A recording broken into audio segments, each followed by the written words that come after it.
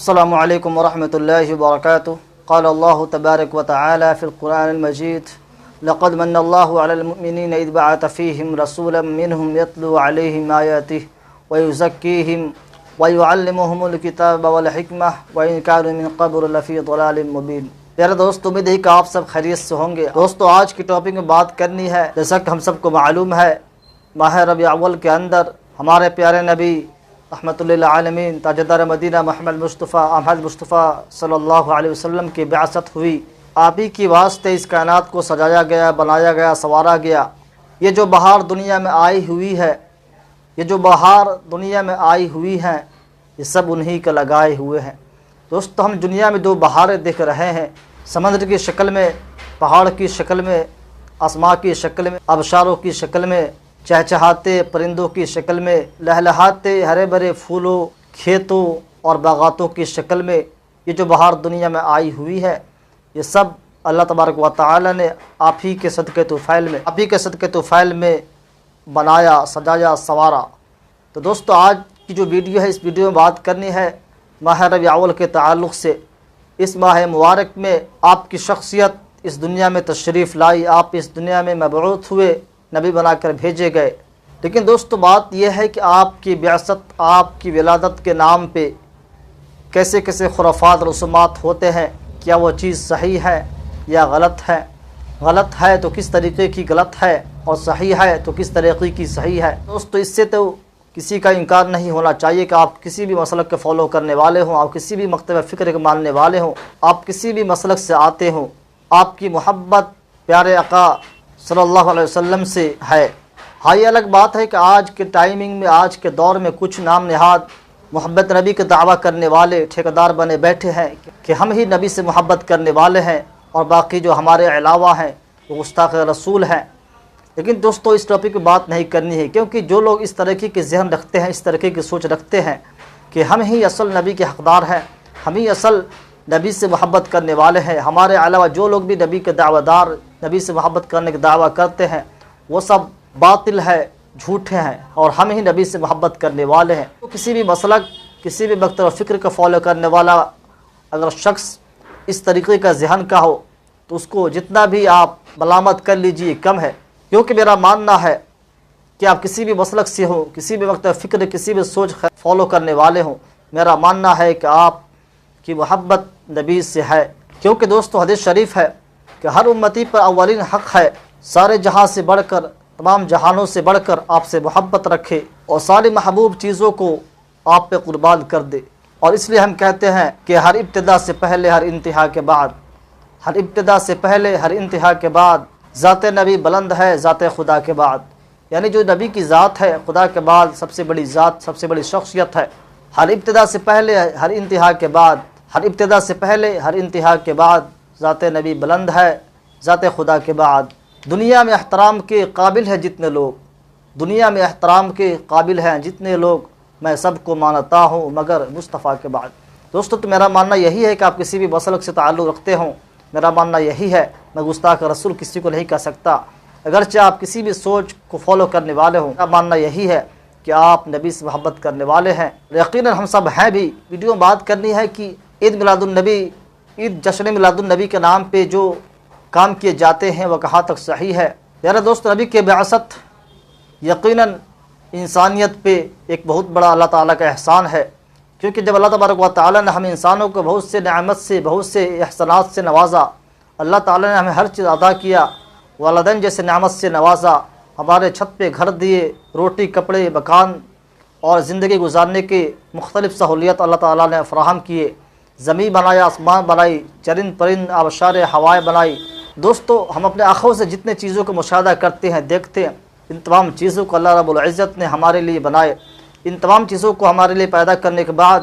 اللہ تبارک و تعالیٰ نے کبھی احسان نہیں جتلایا۔ لیکن جب اللہ تبارک و تعالیٰ نے ایک نعمت سے ہمیں نوازا،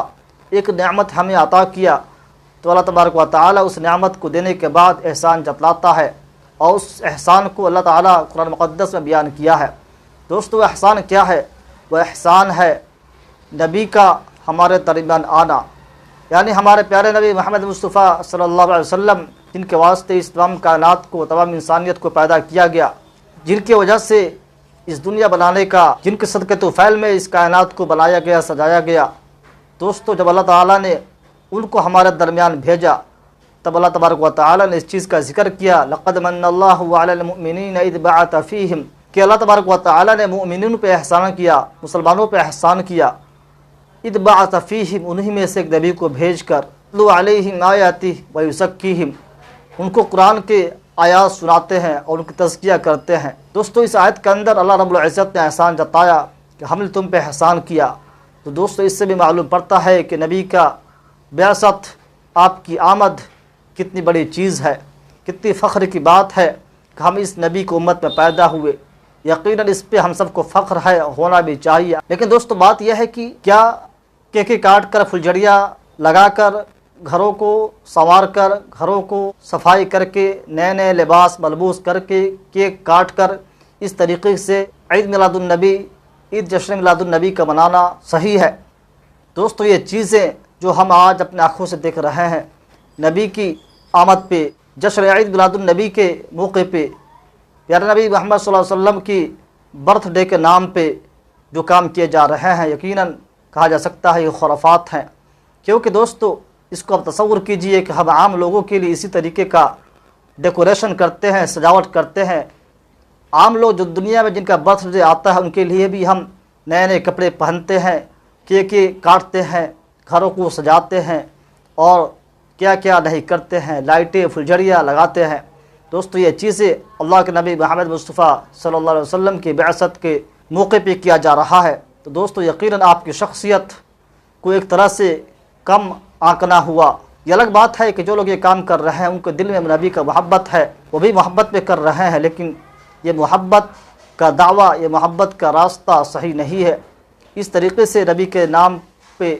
نبی کے ولادت کے نام پہ یہ کام کرنا صحیح نہیں ہے۔ اگر آپ کرنا بھی چاہتے ہیں نبی کی بعثت کے موقع پہ، تو نبی کی سیرت کو اجاگر کیجئے کہ نبی کا سیرت کیسا تھا، نبی کا اخلاق کیسا تھا، نبی کا معاملات کیسا تھا، نبی کا معاشرتی زندگی کیسا تھا، نبی کے معجزاتی جو کام ہیں، جو بڑے بڑے معجزات آپ کو ہاتھ سے ہوئے ہیں ان کو بیان کیجئے کہ آپ کے ہاتھوں سے جو اسلام پھیلا ہے، آپ کے ذریعے جو اسلام پھیلا، اسلام کا نشر و اشاعت ہوئی، وہ تلوار کے بل پہ نہیں بلکہ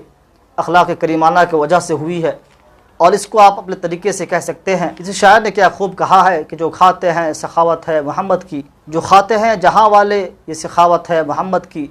جو کھاتے ہیں جہاں والے سخاوت ہے محمد کی، غریبوں پہ کرم کرنا یہ عادت ہے محمد کی۔ پیارے دوستو، ہم اس موقع پہ ہم اللہ کے نبی محمد مصطفیٰ صلی اللہ علیہ وسلم کی بعثت جو اس کائنات میں ہوئی، دوستو اس موقع پہ یعنی 12 ربیع اول کے موقع پہ جو ہم کام کر رہے ہیں، مختلف قسم کے خرافات کر رہے ہیں، برتھ ڈے کے نام پہ، جشن عید میلاد النبی کے موقع پہ، جشن عید میلاد النبی کے نام پہ ہم برتھ ڈے کیک کاٹ رہے ہیں، اور اس موقع پہ جیسا کہ دیکھا جا رہا ہے گانے باجے ہو رہے ہیں۔ دوستو اس کا تعلق اسلام سے کہیں دور دور تک نہیں ہے۔ غباروں سے روم کمروں کو سجایا جا رہا ہے اور سڑکوں کو پورا آراستہ پراستہ کر دیا جا رہا ہے۔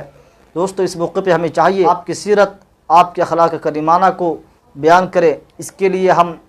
پروگرام کر سکتے ہیں، لوگوں کو اس سے روشناس کرا سکتے ہیں۔ اللہ کے نبی کی سیرت کو اگر بیان کیا جائے تو دوستو عمریں تمام ہو سکتی ہیں، لیکن اس کو پورا نہیں کیا جا سکتا۔ ہم اس کو اس موقع پہ بیان کر سکتے ہیں۔ دوستو ہمیں جشن عید میلاد النبی کے موقع پہ خرافات سے بچی رہنا چاہیے، بچنے کی کوشش کرنی چاہیے، کیونکہ دوستو یہ بہت